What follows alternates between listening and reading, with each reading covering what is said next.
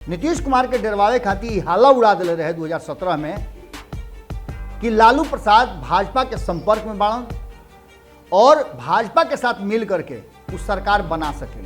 अब पूरे कहानी में तेजस्वी यादव के जो सरकार बनावे के सुगबुगाहट बा उ काफ़ी तेज हो गई बा और कहल जा रहा बा कि भीतर खाना में नीतीश कुमार एकरा में बहुत बड़ा योगदान देता है। 2024 के चुनाव के परिणाम चाहे जो भी हो जाए, 2025 में भारतीय जनता पार्टी नीतीश कुमार के छोड़ के और राष्ट्रीय जनता दल के साथ आमने सामने टक्कर देश के जो वर्तमान परिस्थिति बा ओकरा में बदलाव के देश में अराजकता के खिलाफ जंग लड़ल, ओमें से अधिकांश लोग सत्ता के गलियारा तक या फिर लोकतंत्र के प्रक्रिया से सदन में ना पहुंचे।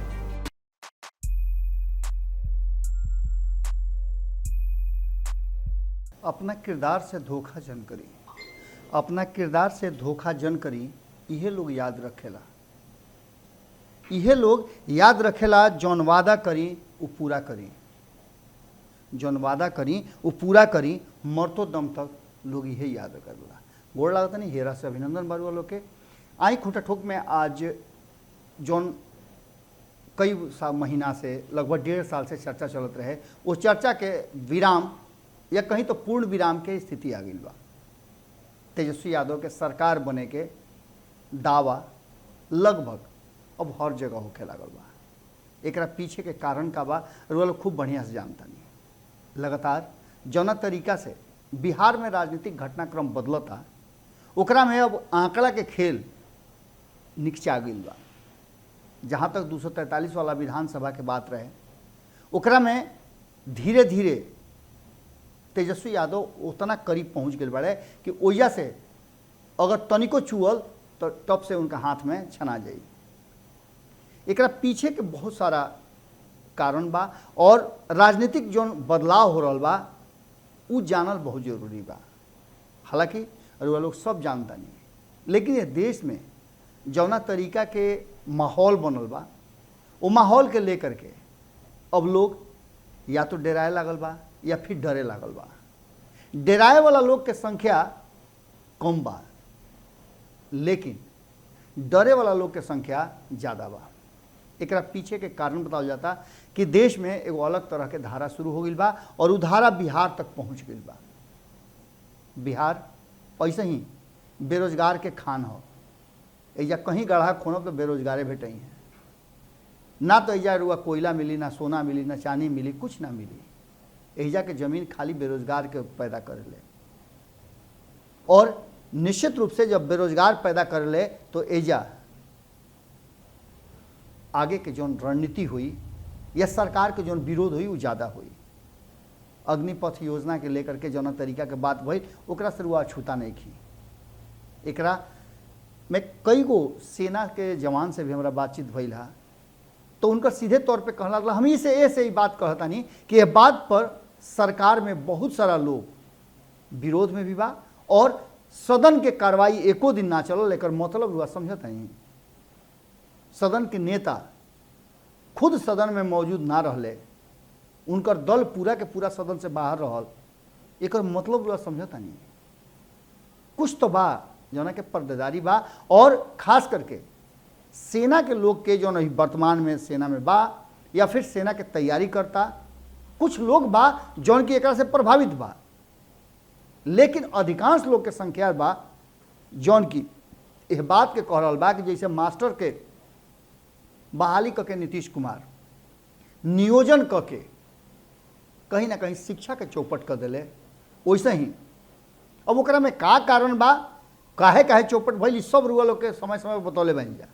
लेकिन सबसे बड़ा जो बात रहे ओकरा में 2 गो बात रहे। पहला बात तो ये कि शिक्षा व्यवस्था पूरा तरह से कमजोर कर गई। दूसर का सबसे बड़ा बात रहे कि एक ही स्कूल में 2 कैटेगरी के टीचर, कहीं ना कहीं दोनों में कॉम्प्लेक्स के मामला आ गई और जो नियोजित शिक्षक रहन वह अपना के असहाय बुझत रहन, जो नियमित शिक्षक रहन उनका पर दबाव बनावत रहन और ई मामला कहीं ना कहीं एक एक काम खातिर समान काम समान वेतन वाला जो स्थिति रहे ओकरा से वंचित हो गई। आज भले ही लोग अपन जीविका चलावे खातिर ओमे होके, लेकिन आज भी मन में कसक जरूर बा कि हमरो उहे मिलक चाहत रहे और यह बात बा। ये सब के लेकर के अब कह ली जो सबसे बड़ा मुद्दा बनल रहे 2020 में वो रोजगार रहे, और रोजगार मुद्दा ये देश में ना बनत रहा। पहला हाली बिहार में रोजगार मुद्दा बनल, हालांकि वादा तो 2014 में भी भइल 2 करोड़ लोग के हर साल रोजगार देवे के, लेकिन ये पूरा भइल। अब इस सब बात के लेकर के जौन युवा वर्ग नरेंद्र मोदी के और भारतीय जनता पार्टी के साथ बहुत सपना देखले रहे, और सपना के खरीद और बिक्री सियासत के लोग खूब करेला। जौन वादा करेला ओकरा के पूरा ना करे, और यही कारण से अक्सर बहुत कुछ बदलेला। कई लोग जो ने देश के आज़ादी में, देश के जो वर्तमान परिस्थिति बा ओकरा में बदलाव के, देश में अराजकता के खिलाफ जंग लड़ल, ओमे से अधिकांश लोग सत्ता के गलियारा तक या फिर लोकतंत्र के प्रक्रिया से सदन में ना पहुंचल। गांधी जी के बात कर ली रुआ, या फिर जयप्रकाश नारायण के बात कर ली। आज जयप्रकाश नारायण के चेला सत्ता के शीर्ष पर बैठल बा लोग, लेकिन ओकरा बावजूद भी चर्चा ये बात के हो रहा बा कि तेजस्वी यादव सरकार बनावे के करीब पहुंच रहा बड़े, के उनकर हेल्प कर रहा बा। ये बात लोग खूब अच्छी तरह से जानता नहीं। तेजस्वी यादव खुद अपना दल और संगे संगे अपना सहयोगी दल के साथ, और जौन भारतीय जनता पार्टी से खिसिया के, भारतीय जनता पार्टी के डर से भारतीय जनता पार्टी के साथे लोग बाड़े, उहो अवसर खोज रहा बाड़े कि कैसे वजह से हमारा छुट्टी मिल जाओ। वो लोग काल ही बात बतौले रहे कि जनता दल यूनाइटेड नीतीश कुमार के पार्टी में कई गो ऐसा नेता बाड़न, कई गो ऐसा विधायक बाड़न जौन भारतीय जनता पार्टी के साथ आगे चले के तैयार नहीं खन। हालांकि उनकर मजबूरी बा कि दल से बाहर ना आ सकेले, उनका सदस्यता समाप्त हो जाई, संवैधानिक नियम बा। रुआ महाराष्ट्र में देखनी कि भारतीय जनता पार्टी सांकेतिक रूप से ही क्यों ना होके एकनाथ शिंदे के मुख्यमंत्री के शपथ दिलवा दिलस। सपोर्ट के कई रुआ जानता नहीं। एक पहले भारतीय जनता पार्टी कहते रहे कि हम तो जानते नहीं कि सब में, इस समय हमारे कोनो हाथ नहीं थे, लेकिन सरकार बनल तो रुआ समझ ले कि कैसे बनल, के ओकरा के सपोर्ट कई। ये बात सबसे महत्वपूर्ण बा। दूसर का तरफ सबसे बड़ी बात जो बरियार और लम्हर तैयारी बा भारतीय जनता पार्टी के, उ तैयारी के सभी लोग बुझ गई बा। भारतीय जनता पार्टी कहीं ना कहीं राजनीतिक रूप से बहुत प्लानिंग वे में कोनो काम करेला। भारतीय जनता पार्टी खातिर राष्ट्रपति के चुनाव सबसे अहम और नाक के सवाल हो गई बा। भारतीय जनता पार्टी ये चुनाव के कैसहू जीतल चाहता, चाहे बाय हुक एंड क्रूक। हालांकि जना घड़ी उम्मीदवारी के बात चल रहे तना घड़ी भारतीय जनता पार्टी थोड़ा सा बैकफुट पर जरूर है, लेकिन नीतीश कुमार, हेमंत सोरेन, बीजेडी के समर्थन के बाद कहीं ना कहीं ओकरा संतुष्टि मिलल। और इस संतुष्टि में सबसे मजेदार बात ही भई कि विपक्ष पूरा मजबूती के साथ खड़ा भई। हालांकि राष्ट्रपति जैसन पद जौन होला, वो पद खातिर अगर देश में सर्वसम्मति बने तो ओकरा से बढ़िया कुछ ना हो सकेला। कई हाली ऐसा अवसर भइल बा, आइल बा, जना में लोग सर्वसम्मति देले बा। लेकिन वर्तमान बदलल परिस्थिति में जना तरीका से द्रौपदी मुर्मू के भारतीय जनता पार्टी एनडीए के उम्मीदवार के रूप में सामने ले आई, ओकरा के लेकर के भी कई तरह के सवाल खड़ा होता, कई तरह के बात कही जाता। लेकिन भारतीय जनता पार्टी जो बतावल चाहत रहे, दिखावल चाहत रहे कि समाज के जो सबसे कमजोर वर्ग बा, सबसे निचला पैदान पर बा, वो समाज से ले आकर के कोई के हम राष्ट्रपति के उम्मीदवारी दे रहल बानी और बनावे के प्रयास कर रहल बानी। एकरा में बहुत लोग के समर्थन मिलल, लेकिन ये समर्थन से ज़्यादा भारतीय जनता पार्टी और नरेंद्र मोदी के खिलाफ जौन गैर भाजपाई दल के समर्थन रहे। हालांकि एकरा में भी बहुत सारा लोग बा जौन की जुड़ल नहीं खे, चाहे जौना कारण से जुड़ल होके या ना जुड़ल होके। अब जो वर्तमान बदलल परिस्थिति बा ओकरा में विपक्ष कहीं ना कहीं मजबूती के साथ अपना राष्ट्रपति उम्मीदवार जसवंत सिन्हा के चुनाव लड़ावे खातिर हर तरह से उनका समर्थन दिवावे खातिर तैयारी कर रहा बा। चुनाव के परिणाम लगभग साफ बा कि द्रौपदी मुर्मू के इस चुनाव में जीतना बा और उनका राष्ट्रपति बनना बा। लेकिन ये जरूरी नहीं है कि रुआ लड़ाई लड़ी जीतबे करी। लड़ाई रुआ कितना मनोयोग से लड़नी, कितना दाव पे रुआ लग रहा है, ई ज़्यादा महत्वपूर्ण बा और ई महत्व विपक्ष पूरी तरह से समझ रहा बा। जब 2024 के चुनाव हुई तो नरेंद्र मोदी के खिलाफ कहीं ना कहीं इस देश के जो मन बा, मिजाज बा, गुस्सा बा, ओकरा के उजागर करे के, ओकरा के उभारे के कोशिश हुई।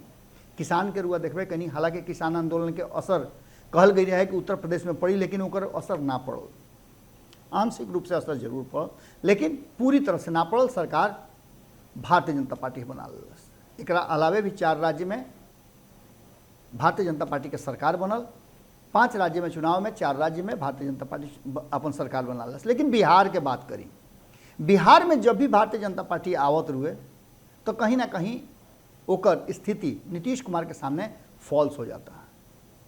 अब जो वर्तमान स्थिति बा, नीतीश कुमार भी समझ रहा बड़े कि राष्ट्रपति चुनाव के बाद राजनीतिक रूप से बहुत कुछ बदली, और वो बदलाव में एक बात साफ नजर आई कि नीतीश कुमार खातिर का रोल तय कल जाता है।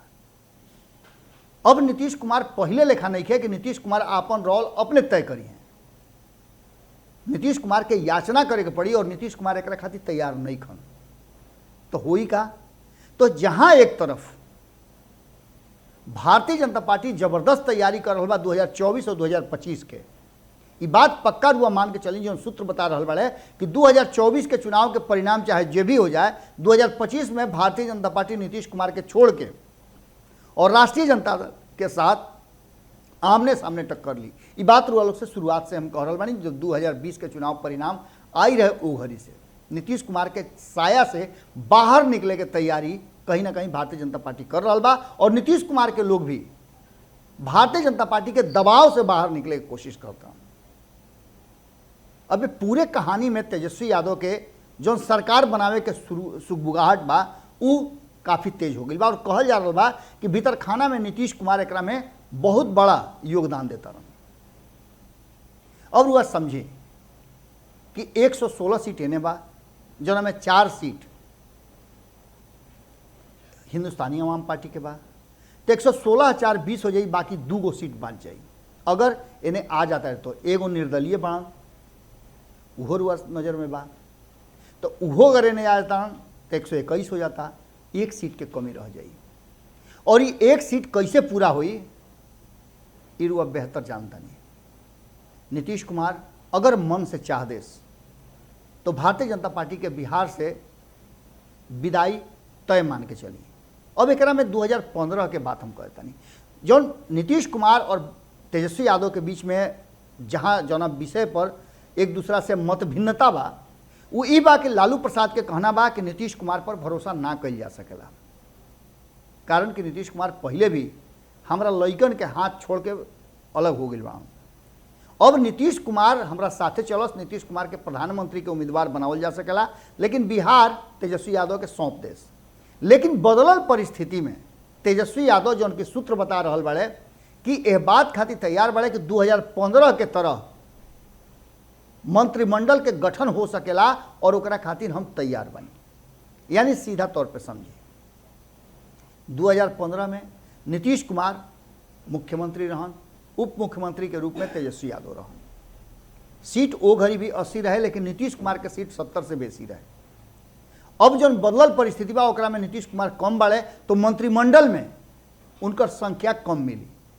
लगभग 35 से 40 गो मंत्री बनावल जा सकेले, जो उनके नियम बा नियम के अनुसार, जौना में 50% तेजस्वी यादव के हिस्सा में रही, थोड़ा सा 19-20 बाकी कांग्रेस के दिहल जाई। एगो सीट बढ़ा करके मंत्रिमंडल में शामिल कर जाई जीतन राम मांझी के। AIM के भी एगो जो बचल बड़े उनका के दिहल जाई एगो सीट। कारण कि अगर वो सपोर्ट करता रहे तो 1 सीट उनको चाहिए, उनको मंत्रिमंडल में जगह चाहिए। और तेजस्वी यादव जौना लोग के कह के ले बड़ा कि तारा क्षेत्र के विकास हुई, तारा के जब भी मौका मिली तो हम मान सम्मान के साथ साथ पद पदवी भी देव, वो लोग के भी चाहिए।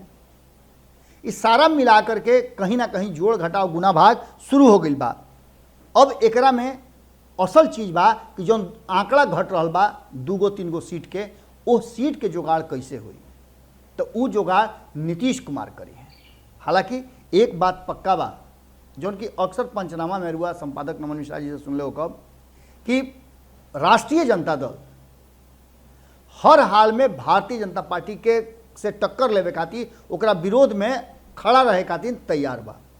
लालू प्रसाद ई गुण अपना बाल बच्चा में दे दिले बा, ना तो खेल तो कहिए हो गई रही। रुआ लोग एक और बात बताओ तनी, बहुत भितरिया बात बा कि भारतीय जनता पार्टी नीतीश कुमार के डरवावे खातिर, डर के बात हम शुरू में कहनी है, नीतीश कुमार के डरवावे खातिर हाला उड़ा दिले रहे 2017 में कि लालू प्रसाद भाजपा के संपर्क में बाड़न और भाजपा के साथ मिल करके उस सरकार बना सकेले। अरुण जेटली के एंट्री होता और अरुण जेटली से बातचीत के बाद नीतीश कुमार भारतीय जनता पार्टी के साथ पुनः वापसी कर लेता रहे। एकरा पीछे के जो कारण रहे उनका लोग बेहतर जानता नहीं कि नीतीश कुमार ये बात समझ गई रहन कि उनकर सत्ता से बाहर हो जाई हैं तो उनकर पार्टी और प्रतिष्ठा दोनों खत्म हो जाएगी।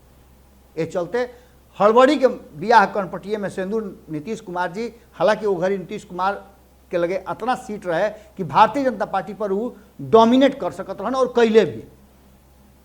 कारण कि 2019 के चुनाव वो लोग देखले हो कब 2019 में जीतल सीट छोड़े के पड़ल भारतीय जनता पार्टी के, एक खाली फिर से वो स्थिति सामने आ रहा बा।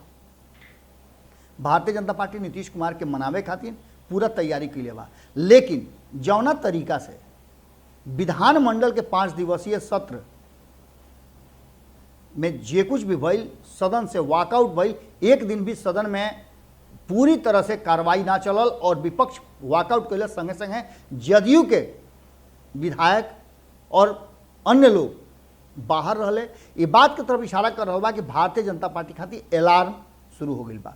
एक बाद सबसे बड़ बात बा कि अंतिम दिन तेजस्वी यादव अपना नेता प्रतिपक्ष वाला चैम्बर में अलग से अपन संसद लगौले। इहो बात पिछलो वाली विधानमंडल के कार्रवाई में देखे के मिला रहे कि बाहर बैठ करके अपन सदन चलौले रहन, अपन विधानसभा के कार्रवाई कैले रहन, ओमें अपन अपना तरीका से सब रेजोल्यूशन पास कैले रहन। फिर एक खाली विधानमंडल के अंतिम दिन मानसून सत्र के रहे, ओकरा में तेजस्वी यादव अपन विधानसभा बनल रहे है। ई बात के तरफ इशारा करता कि संकेत बा भारतीय जनता पार्टी खातिर कि भारतीय जनता पार्टी के बिहार से विदाई संभव बा और एकरा में बस थोड़ा सा नीतीश कुमार के एक स्टेप पीछे जाए के बाद तेजस्वी यादव अपन गोड़ पीछे कर ले बाड़े। और ऐसा स्थिति में कहीं ना कहीं बिहार में 2015 वाला शर्त लागू हुई। हालांकि आंकड़ा भी आ गई बा और लोग कह रहा बा कि जौन समझौता हुई उस समझौता में जौन मंत्रालय बा ओकर भी डिस्कशन शुरू हो गई बा। एक मतलब बा कि कहीं ना कहीं आवे वाला जौन समय बा वो बड़ा ही विकट हुई बिहार में और ज़रूरत अगर महसूस हुई तो भारतीय जनता पार्टी के सत्ता से बाहर करके नीतीश कुमार एक खाली फिर से 2017 वाला गलती ठीक कर सकेले। कारण कि लगातार ये बात कहल जा रहा बा, भारतीय जनता पार्टी भी कह रहा बा और जदयू के लोग भी कह रहा बा कि हमनी के जनाधार जौन मिलल बा वो 2025 तक के मिलल बुढ़े, 2015 में भी मिलल रहे 2020 तक के जनाधार। लेकिन नीतीश कुमार बीचे में महागठबंधन के छोड़ के चल गए। एक खाली फिर से वही चीज़ के दोहरावे खातिर और इतिहास अपना के दोहरावेला नीतीश कुमार के थोड़ा सा मन मिजाज हो जाई। और नीतीश कुमार चूँकि जान रहा बड़े कि ओह मुहाना पर खड़ा बड़े जहाँ मात्र 2 गो विधायक के उन्हें भैला पर खेल गड़बड़ा जाए, नीतीश कुमार के हाथ से सब निकल जाए, जैसे मुकेश सहनी से के हाथ से सब कुछ निकल गई। नीतीश कुमार इसमें गलती ना कर सकेले और नीतीश कुमार कभी भी कोई बड़ा फैसला ले सकेले जौन की आवे वाला समय में राजनीतिक रूप से एगो मिसाल कायम करी, इतिहास के पन्ना पर लिखाई। जुड़ल रह सब है भारत लाइव पर और खूंटा ठोक पर, पंचनामा पर खबर लगातार रुआ लोग के हमनी के दे रहा बन जा। खास करके रुआ लोग से निहोरा बा कि विश्लेषण के बाद अपन विचार जरूर देव सब है। कारण कि सारा चीज़ हमनी के रुए लोग खातिर उपलब्ध कराई ले जा। फिर कल भेंट हुई, गोड़ लगा।